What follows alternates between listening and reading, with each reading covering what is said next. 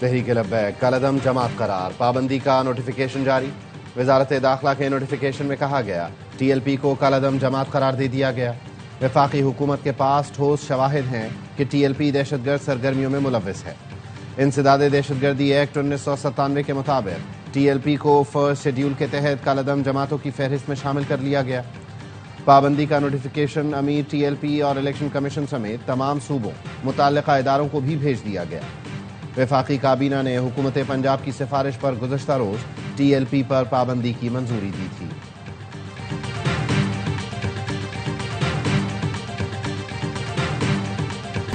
T L P پر پابندی کا reference supreme court کو بھیجا جائے گا۔ وزیر اعظم کے مشیر رانا ثنا کہتے ہیں پابندی کا فیصلہ سپریم کورٹ کرے گی۔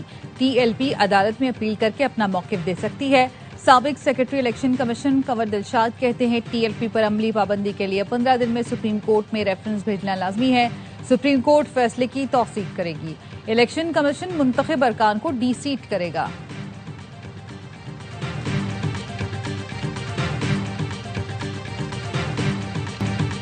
ٹی ایل پی قیادت پنجاب میں نہیں، وہ بھاگے پھر رہے ہیں، جگہ بدل رہے ہیں، انسانوں کو ڈھال کے طور پر استعمال کر رہے ہیں۔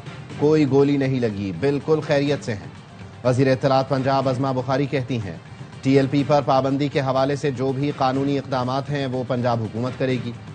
فورتھ شیڈیول اور اکاؤنٹ منجمد کرنے سے متعلق قانونی اقدامات کیے جائیں گے۔ اسپیکر پنجاب اسمبلی ملک محمد احمد خان نے کہا شرپسندی کرنے والی ٹی ایل پی کو مذہبی جماعت نہ کہیں۔ پرتشدد کارروائی پی ٹی آئی کرے یا ٹی ایل پی قابل قبول نہیں۔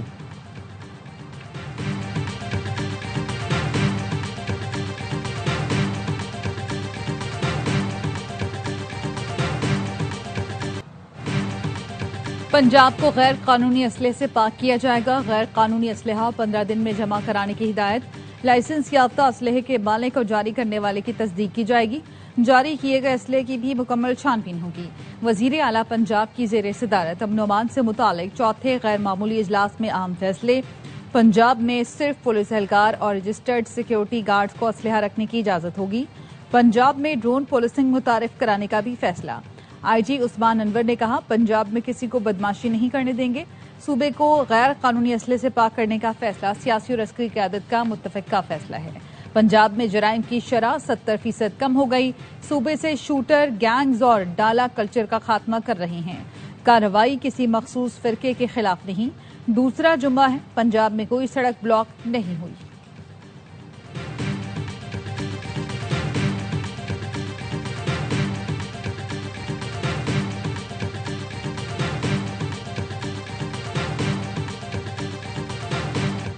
کراچی میں ایس آئی یو پولیس کا مبینہ تشدد، 15 سال کا لڑکا جاں بحق۔ عرفان کو 3 دوستوں سمیت عائشہ منزل سے حراست میں لیا گیا۔ اہل خانہ نے بتایا عرفان کے دم توڑنے کے بعد پولیس نے گرفتاری کا بتایا۔ پوسٹ مارٹم رپورٹ میں تشدد کی تصدیق۔ پولیس ذرائع نے بتایا عرفان کی لاش 36 گھنٹے سے زائد پرانی تھی۔ عرفان کو بدھ کو حراست میں لیا گیا تھا۔ شام 7 بجے ہسپتال لائی گئی۔ ایم ایل او نے پوسٹ مارٹم سے انکار کیا۔ جمعے کی صبح مجسٹریٹ کی نگرانی میں میڈیکل بورڈ نے پوسٹ مارٹم مکمل کیا۔ عرفان کے جسم پر تشدد کے 7 بڑے نشانات پائے گئے۔ سر پر چوٹ، چہرے، کمر اور نازک اعضاء پر بھی تشدد کیا گیا۔ عرفان کے ورثاء کا لاش سڑک پر رکھ کر احتجاج۔ پولیس کی یقین دہانی پر ورثاء نے احتجاج ختم کر دیا۔ واقعے پر 7 پولیس اہلکار معطل۔ S S P Korangi Tariq Nawaz کی سربراہی میں تحقیقات شروع۔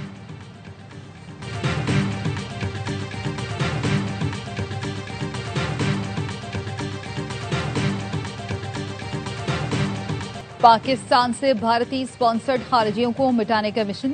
سیکیورٹی فورسز نے ٹانک اور لکی مروت میں 16 خارجی دہشت گردوں کو انجام تک پہنچا دیا۔ ٹانک میں انٹیلیجنس بیسڈ آپریشن میں 8 بھارتی اسپانسرڈ خوارج ہلاک۔ اسلحہ اور دھماکہ خیز مواد برآمد۔ ہلاک خوارج سیکیورٹی فورسز پر حملوں اور شہریوں کے قتل میں ملوث تھے۔ سیکیورٹی فورسز نے دوسری کارروائی لکی مروت کے علاقے وانڈا شیخ اللہ میں کی۔ 8 خارجی جہنم واصل، 5 شدید زخمی ہوئے۔ سیکیورٹی ذرائع کا کہنا ہے عسکری مہارت سے کی گئی کارروائی میں خارجیوں کو فرار کا موقع نہ مل سکا۔ وزیر اعظم شہباز شریف اور وزیر داخلہ کا سیکیورٹی فورسز کو خراج تحسین۔ وزیر اعظم نے کہا سیکیورٹی فورسز کی پیشہ ورانہ مہارت سے دہشت گردی جڑ سے اکھاڑ دیں گے۔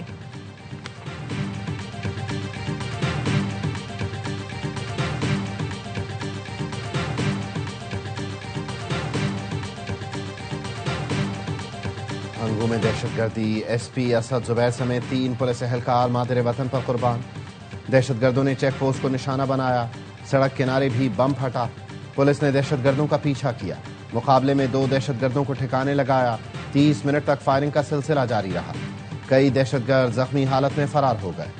وزیر داخلہ محسن نقوی کا شہداء کو خراج عقیدت، لواحقین سے اظہار تعزیت، کہا شہداء کی قربانیاں رائے گاہ نہیں جائیں گی۔ وزیر اعلیٰ خیبر پختونخوا کی دھماکوں کی مذمت، امن و امان کی صورتحال پر ایپیکس کمیٹی کا اجلاس بلا لیا۔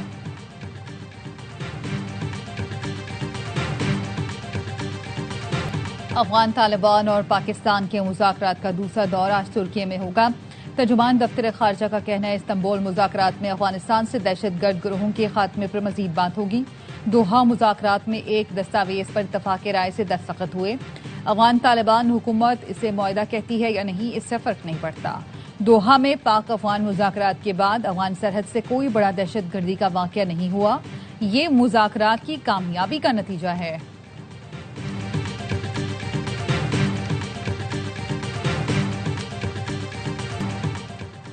علاقائی روابط میں اضافے سے معاشی تجارتی شعبے میں انقلاب آئے گا۔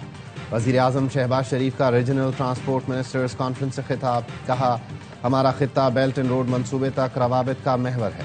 پاکستان اقتصادی راہداری منصوبے کے دوسرے مرحلے میں داخل ہو رہا ہے۔ پاکستان ڈیجیٹل انفراسٹرکچر کے شعبے میں سرمایہ کاری کر رہا ہے۔ نوجوان نسل کو جدید دور کے تقاضوں کے مطابق تربیت فراہم کرنا ترجیح ہے۔ وزیر اعظم سے قطر کے وزیر تجارت و صنعت شیخ فیصل بن ثانی کی ملاقات، شہباز شریف کا پاکستان قطر تعلقات کی مثبت سمت پر اطمینان کا اظہار، علاقائی اور عالمی مسائل پر قطر کی مسلسل حمایت پر شکریہ ادا کیا، دو طرفہ تجارت اور سرمایہ کاری میں اضافے کی اہمیت اجاگر کی، قطری سرمایہ کاروں کو SIFC فریم ورک کے تحت نئے موقعوں سے فائدہ اٹھانے کی دعوت دی، دونوں رہنماؤں کا مشترکہ اہداف کو عملی شکل دینے پر اتفاق۔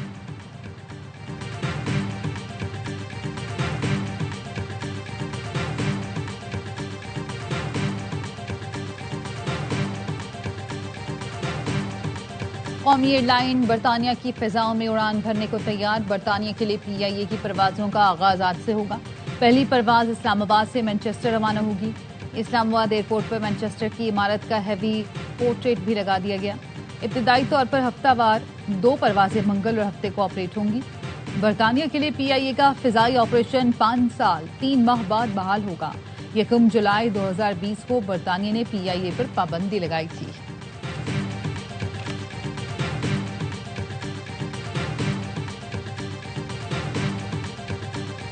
فلسطینی دھڑوں نے غزہ کا انتظام ٹیکنوکریٹس کو دینے پر اتفاق کر لیا۔ انتظامی کمیٹی مقامی ٹیکنوکریٹس پر مشتمل ہوگی۔ قاہرہ میں حماس کی زیر صدارت فلسطینی دھڑوں کے اجلاس کے بعد اہم اتفاق رائے سامنے آ گیا۔ تمام فلسطینی دھڑوں نے الحاق اور جبری بے دخلی کی ہر شکل کو مسترد کر دیا۔ مقبوضہ مغربی کنارے کے الحاق اور بے دخلی کو قبول نہیں کیا جائے گا۔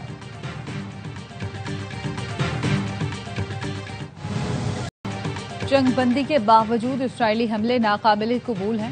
نائب امریکی صدر نے نتن یاہو کو صدر ٹرمپ کا سخت پیغام پہنچا دیا۔ JD وینس نے واضح کر دیا، اسرائیلی حملوں میں فلسطینیوں کی شہادت پر امریکہ میں غصہ پایا جاتا ہے۔ ترک صدر کا امریکہ اور دیگر ممالک سے اسرائیل پر دباؤ ڈالنے کا مطالبہ۔ طیب اردوان نے کہا اسرائیل کو جنگ بندی معاہدے پر عمل کرانے کے لیے عملی اقدامات کیے جائیں۔ حماس جنگ بندی معاہدے کی مکمل پاسداری کر رہی ہے۔ امریکہ اور دیگر طاقتیں اسرائیل پر پابندیوں یا اسلحے کی فراہمی روکنے جیسے اقدامات کریں۔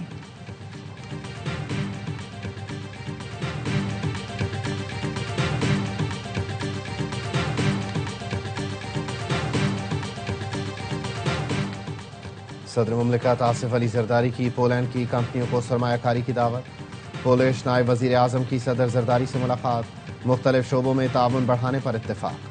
صدر مملکت نے کہا دونوں ملکوں میں تجارت سرمایہ کاری میں اضافے کے وسیع امکانات ہیں۔ پولینڈ کے نائب وزیر اعظم کا دورہ پاکستان مکمل، وزیر داخلہ محسن نقوی اور وزیر مملکت طلال چودھری نے رخصت کیا۔ ملتان سلطانز کے مالک علی ترین نے PCB کا لیگل نوٹس پھاڑ دیا۔ علی ترین نے طنزیہ انداز میں کرکٹ بورڈ سے معذرت کا اظہار کیا، کہا قابل لوگوں کی شمولیت کے مطالبے پر معافی مانگتا ہوں۔ معاہدہ ختم کرنے، بلیک لسٹ کرنے کی دھمکی دی گئی، نوٹس میں دی گئی دھمکیوں پر خاموش نہیں رہوں گا۔ مسائل جاننے کے لیے کسی نے کال یا ای میل تک نہیں کی۔ PSL سے محبت ہے، یہ لیگ پورے پاکستان کی ہے، مجھے بلا کر چائے پلائیں گے تو بات کرنے کو تیار ہوں۔ فون اٹھایا نہ ای میل کا جواب دیا، CEO PSL سلمان نصیر کا علی ترین کے الزامات کے بعد جواب، کہا تمام سٹیک ہولڈرز کے درمیان سیزن 10 کے بعد ویلیویشن طے کرنے کی بات ہوئی تھی، ایک فرنچائز کی جانب سے ڈیٹا موصول نہ ہونے پر ویلیویشن کے کام میں تاخیر ہوئی، امید ہے نومبر ماہ کے آخر تک ویلیویشن کا عمل مکمل ہو جائے گا۔ PCB نے ملتان سلطان سے متعلق بیک اپ پلان بنا لیا، ذرائع کا کہنا ہے 1-2 سرمایہ کار PCB سے رابطے میں ہیں، ملتان سلطانز کی رکنیت منسوخی کی صورت میں نئے مالک کو جلد فائنل کیا جائے گا، ملتان سلطانز کی موجودہ مینجمنٹ سے معاملات طے نہ پائے تو فرنچائز فروخت کی جائے گی۔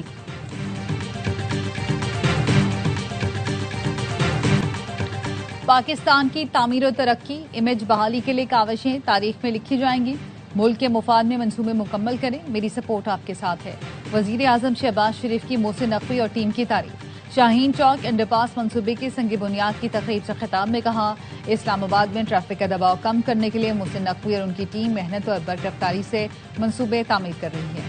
وزیر داخلہ محسن نقوی نے کہا، شاہین چوک انڈر پاس منصوبے کو بہترین طریقے سے ڈیزائن کیا گیا، اسلام آباد میں جدید ہوٹلز کی تعمیر کے لیے نجی شعبے سے شراکت داری کریں گے، SCO کانفرنس کی تیاریوں کے لیے مختلف منصوبے شروع کریں گے۔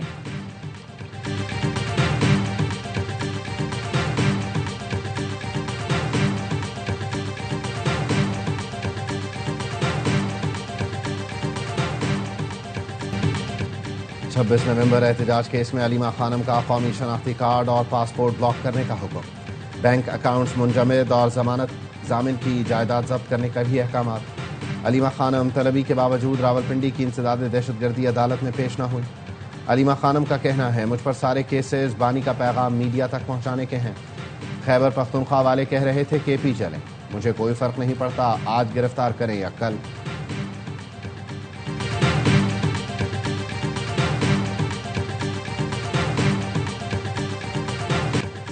مریم نواز، کیپٹن ریٹائرڈ سردار رانا ثناء اللہ اور دیگر کے خلاف نیب آفس حملہ کیس خارج، لاہور کی انسداد دہشت گردی عدالت نے لیگی رہنماؤں کے خلاف اخراج کیس کی رپورٹ منظور کر لی۔ رپورٹ کے مطابق مریم نواز سمیت دیگر کے خلاف نیب آفس پر پتھراؤ کے الزامات ثابت نہیں ہوئے۔ پیپلز پارٹی اور نون لیگ کا اتحاد محبت نہیں مجبوری ہے، سسٹم نہیں چلے گا تو ملک کا نقصان ہوگا، اگر سسٹم ڈی ریل ہو گیا تو کوئی دوسرا آپشن نہیں۔ گورنر پنجاب سردار سلیم حیدر کہتے ہیں 26ویں ترمیم ہم نے شوق سے کروائی، کبھی نہیں کہا رول بیک کر رہے ہیں، 27ویں ترمیم کا علم نہیں۔ جموں کشمیر جوائنٹ عوامی ایکشن کمیٹی سے مذاکرات کرنے والی ٹیم کی وزیر اعظم سے ملاقات، کمیٹی کے ساتھ معاہدے پر عمل درآمد کا جائزہ، انجینئر امیر مقام ڈاکٹر طارق فضل چودھری، راجہ پرویز اشرف، قمر زمان کائرہ، سردار مسعود خان نے ملاقات کی۔ ذرائع کا کہنا ہے ملاقات کے دوران آزاد کشمیر میں حکومتی ڈھانچے کی تبدیلی کے حوالے سے بھی گفتگو ہوئی۔ ہمارے علاقے کھنڈر بنے ہیں، ساری زندگی کی جمع پونجی اسرائیل نے خاک میں ملا دی، گھروں کو لوٹنے والے غزہ کے شہریوں کی دہائی، بین الاقوامی برادری سے گھروں کو تعمیر کرنے میں مدد کی اپیل۔ حکام کے مطابق غزہ میں اسرائیلی بمباری سے 70% رہائشی علاقے کھنڈر بن چکے، جنگ بندی کے باوجود لوگوں کو امداد نہیں مل رہی، رفح کراسنگ بند ہونے سے امدادی ٹرک غزہ میں داخل نہیں ہو رہے، اقوام متحدہ کا رفح کراسنگ فوری کھولنے کا مطالبہ۔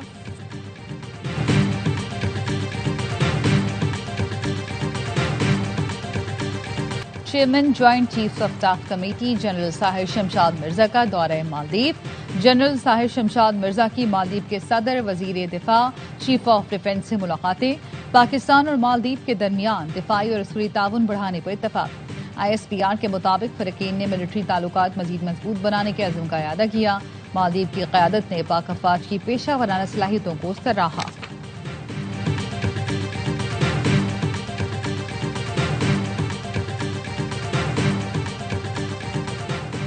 پاکستان کرکٹ بورڈ نے ٹیسٹ کپتان شان مسعود کو consultant international cricket and players affairs مقرر کر دیا۔ شان کا تقرر چیئرمین PCB محسن نقوی نے کیا۔ وزیر اعظم ہاؤس اسلام آباد میں پاک جنوبی افریقی ٹیموں کے اعزاز میں عشائیے کے دوران اعلان کیا گیا۔ عشائیے میں وزیر اعظم شہباز شریف نے بھی شرکت کی۔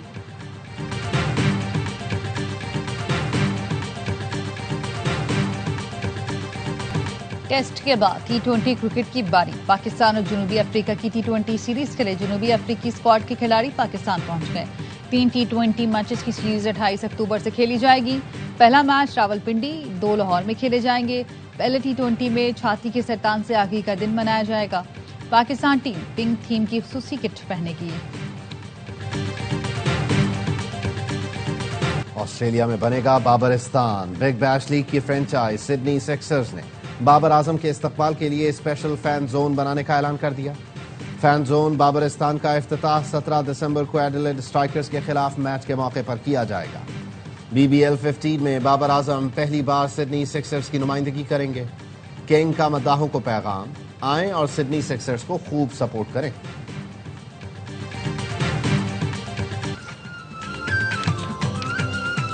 और मैच जीते ना जीते दिल जरूर जीतेंगे। पाकिस्तानी क्रिकेटर्स ने कोलंबो के स्टेडियम में तमाशाइयों में शर्ट्स तकसीम की, बच्चों से हाथ मिलाए और ऑटोग्राफ दिए।